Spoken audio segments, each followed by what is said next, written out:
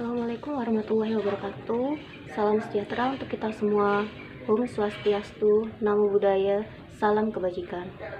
Pertama-tama, marilah kita panjatkan puji syukur kehadirat Allah SWT yang telah melimpahkan rahmat serta hidayahnya kepada kita semua sehingga kita semua dalam keadaan sehat walafiat.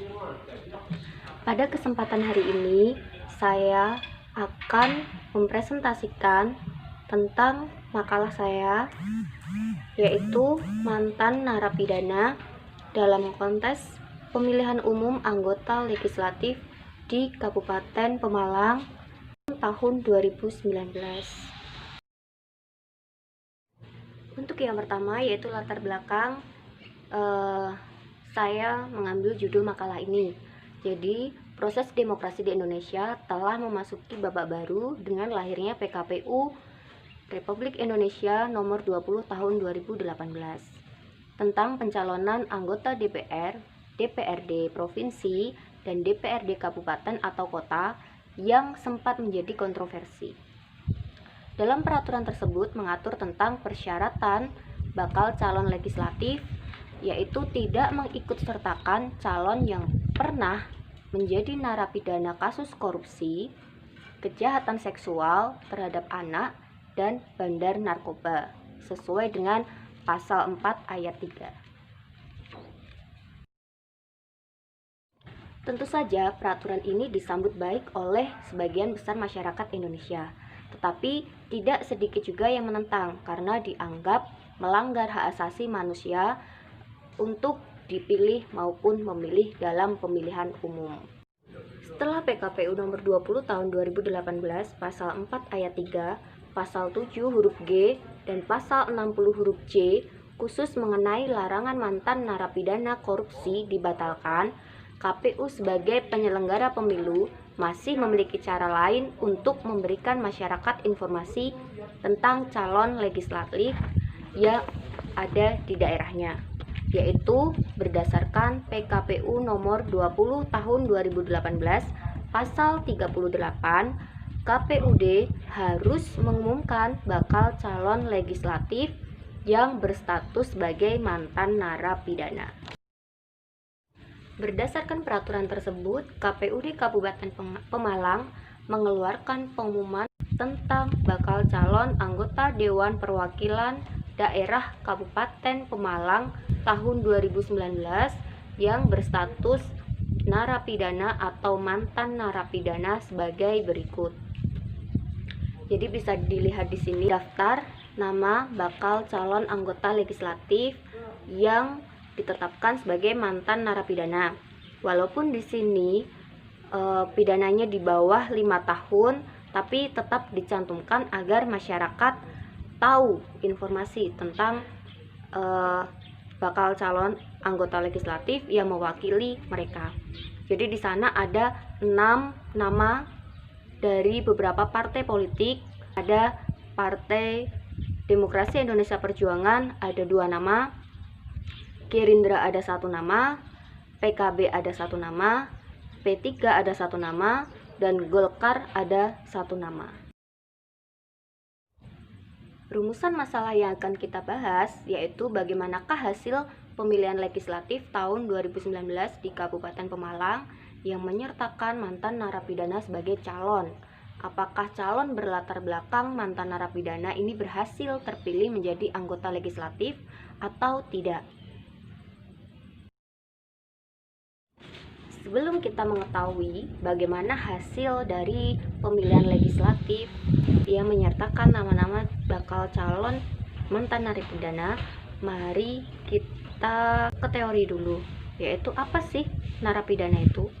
Menurut pasal 1 ayat 6 Undang-Undang nomor 12 tahun 95 tentang permasyarakatan, narapidana adalah seseorang yang dipidana berdasarkan putusan pengadilan yang telah memperoleh kekuatan hukum tetap.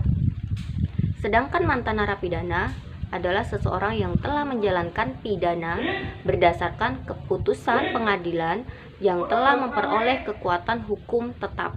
Kekuasaan legislatif yaitu kekuasaan untuk membentuk undang-undang. Kekuasaan ini dipegang oleh Dewan Perwakilan Rakyat. yang terdapat di dalam pasal 20 ayat 1 Undang-Undang Dasar 1945 yang menyatakan bahwa Dewan Perwakilan Rakyat memegang kekuasaan berbentuk undang-undang. Sedangkan DPRD Kabupaten adalah Dewan Perwakilan Rakyat yang tugasnya membuat peraturan daerah kabupaten.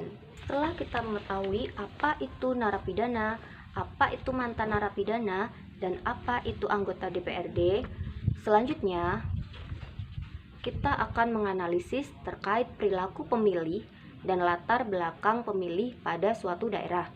Perilaku pemilih merupakan sikap seseorang sebagai refleksi dari kepribadian seseorang, merupakan variabel yang cukup menentukan dalam mempengaruhi perilaku seseorang.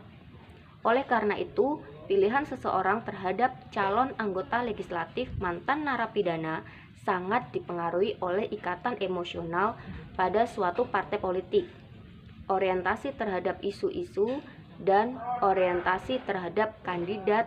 Selain itu, latar belakang pemilih juga sangat penting dalam mempengaruhi perilaku pemilih.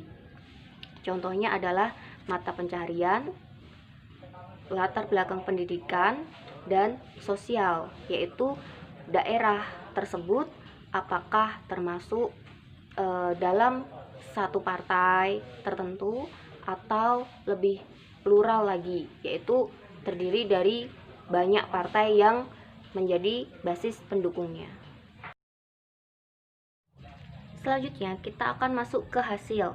Ternyata calon anggota legislatif mantan narapidana di Kabupaten Pemalang ini memiliki masa tahanan di bawah 5 tahun.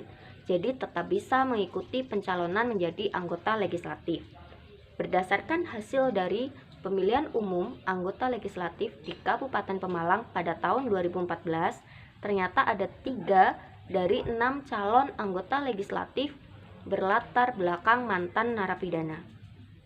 Dan 3 anggota legislatif ini mengikuti kontes pemilihan umum kembali pada tahun 2019. Bisa kita lihat di sini nama-nama anggota DPRD Kabupaten Pemalang periode tahun 2014-2019 yang berlatar belakang mantan narapidana. Yang pertama yaitu Tatang Kirana, berasal dari fraksi PDIP, daerah pemilihan Pemalang 1. Yang kedua, Ahmad Junaidi, berasal dari fraksi Gerindra, daerah pemilihan Pemalang 1.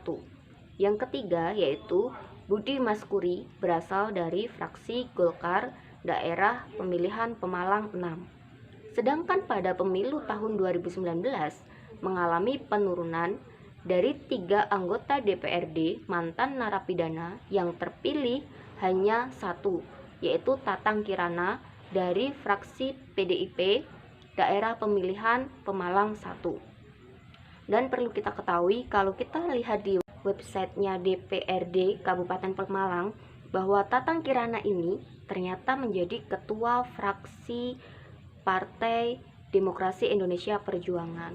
Nah, ini ternyata setelah kita lihat, kita bandingkan dengan tahun sebelumnya, periode tahun sebelumnya, ternyata ada penurunan yang sangat signifikan.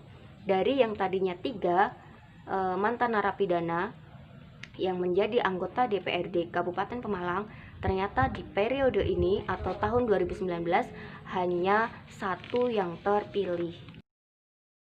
Kesimpulannya yaitu dengan adanya pengumuman tentang bakal calon anggota Dewan Perwakilan Daerah Kabupaten Pemalang pemilu tahun 2019 yang berstatus narapidana atau mantan narapidana ternyata cukup efektif untuk memberikan informasi kepada masyarakat dalam menentukan wakilnya di parlemen. Buktinya dari periode 2014 sampai 2019 yang menghasilkan 3 nama anggota Dewan mantan narapidana ternyata sangat berkurang pada periode 2019 sampai 2024 dengan hanya menyisakan 1 nama anggota Dewan mantan narapidana. Secara hukum, mantan narapidana yang mencalonkan diri dalam pemilihan umum tentu sah-sah saja. Akan tetapi secara etika moral, perlu mendapat perhatian khusus dan perlakuan khusus seperti yang tertuang pada PKPU, bahwa mantan narapidana yang mencalonkan diri harus diumumkan pada pengumuman resmi KPU agar masyarakat luas dapat melihat lalu mengambil sikap untuk mempertimbangkan memilih calon mantan narapidana atau tidak memilih. Langkah KPU ini sangat perlu diapresiasi dan didukung dengan kebijakan lain yang tujuannya adalah mengedukasi dan memberikan informasi yang transparan bagi masyarakat agar tercipta anggota dewan yang bersih dan berwibawa. Karena anggota dewan tentu saja merupakan wakil dari kita masyarakat biasa yang mereka memiliki tugas untuk membuat kebijakan-kebijakan yang akan berdampak langsung maupun tidak langsung kepada kita sebagai masyarakat.